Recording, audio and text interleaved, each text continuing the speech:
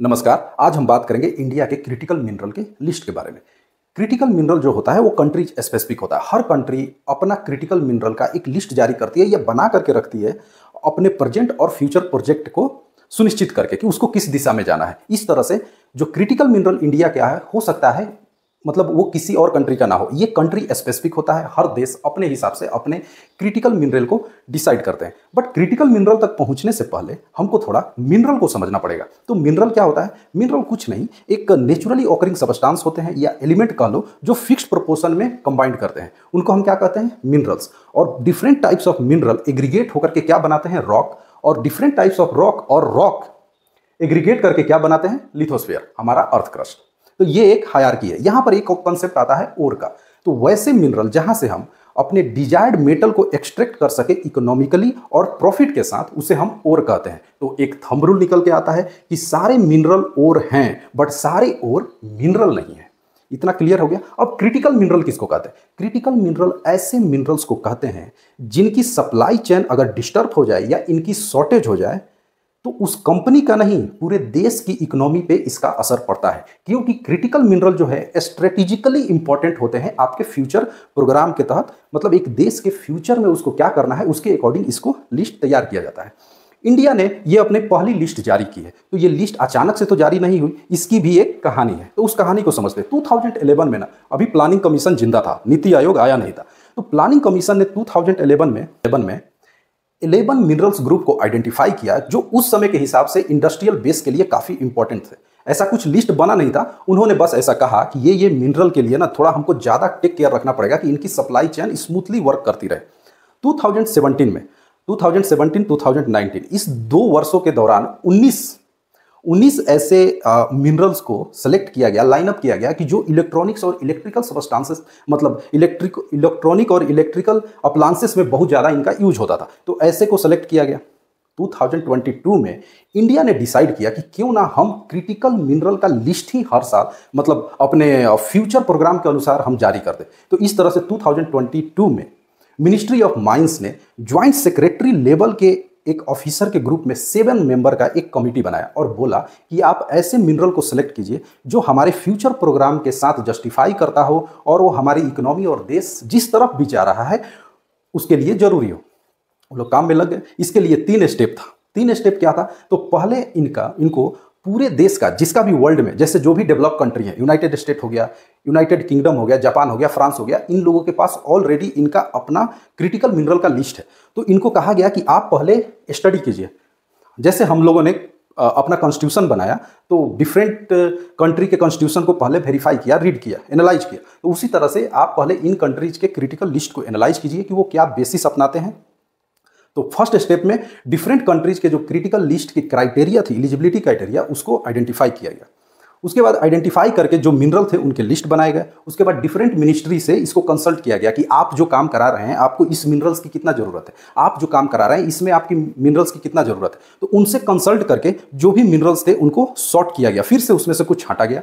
मतलब preliminary exam, अब हो गया रिटन, अब होगा आपका इंटरव्यू। इंटरव्यू में क्या किया गया कि आप एक इंपेरिकल फार्मूला बनाइए। इंपेरिकल फार्मूला बनाइए based on the United state और यूके कि वो लोग क्या सोच करके कुछ सेलेक्टेड एलिमेंट्स को ही अपने क्रिटिकल मिनरल के लिस्ट में रखते हैं। तो वो फिर हमने बनाया गया और फाइनली हमने सेलेक्ट किया 30 मिनरल्स को। 30 मिनरल्स को। तो क्या हुआ? 2011, 2017 और 22 में फाइनली मिनिस्ट्री ऑफ माइंस के, ये याद रखिएगा, मिनिस्ट्री ऑफ माइंस। और वो मिनरल क्या थे? तो ग्रेफाइट ग्रुप के सारे मिनरल, मतलब ग्रेफाइट क्या, जो हम पेंसिल में, जो हमारे पेंसिल में रहता है वो ग्रेफाइट है। फिर डायमंड, मतलब ग्रेफाइट ग्रुप के सारे मिनरल्स। उसके बाद पीजी प्लाटिनम ग्रुप के सारे एलिमेंट, पोटास ग्रुप के एलिमेंट और एक rare earth mineral, rare earth element. Rare earth element है ना, ये फर्दर डिवाइड होता है आपके 2 टाइप्स में। एक होता है लाइट रेयर अर्थ एलिमेंट और एक होता है हेवी रेयर अर्थ एलिमेंट। ये 2 तरह का होता है। इंडिया जो है इसमें सरप्लस है। भले एक्सपोर्ट हम ना कर पाए लेकिन लाइट रेयर अर्थ एलिमेंट में इंडिया सरप्लस है। इंडिया के पास हेवी रेयर अर्थ एलिमेंट नहीं है। और ये रेयर अर्थ एलिमेंट कितने हैं? तो ये हैं 17।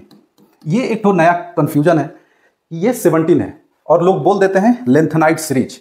क्या बोल देते हैं, लेंथेनाइज सीरीज। लेकिन लेंथेनाइज सीरीज में अगर आप 57 से जोड़ी गिनिएगा तो ये सिर्फ होते हैं आपके 1 2 3 4 5 6 7 8 9 10 11 12 15, ये सिर्फ कितने हैं 15, और टोटल कितने हैं 17। तो इसमें आपको 21 और 39 या ट्रियम, ये दो ठो इंक्लूड किया जाता है। इनको कहा जाता है, इन 17 एलिमेंट को हम क्या बोलते हैं, रेयर अर्थ एलिमेंट।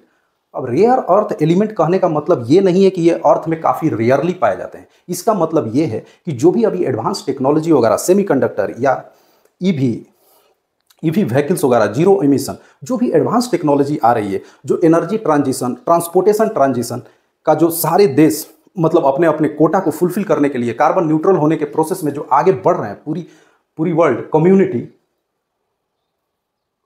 उन सब में, उन सारे टेक्नोलॉजी में इनका यूज काफ़ी रेयर अमाउंट में होता है और होना ही चाहिए, उसके बिना आप आगे नहीं बढ़ सकते।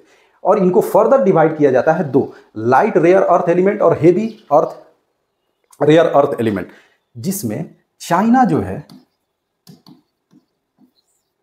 ये लार्जेस्ट प्रोड्यूसर है। चाइना जो है लार्जेस्ट प्रोड्यूसर है। इसके लिए इंडिया क्या कर रहा है, मतलब इसके लिए कुछ तो करना पड़ेगा ना, हेवी वाले के लिए कुछ तो करना पड़ेगा।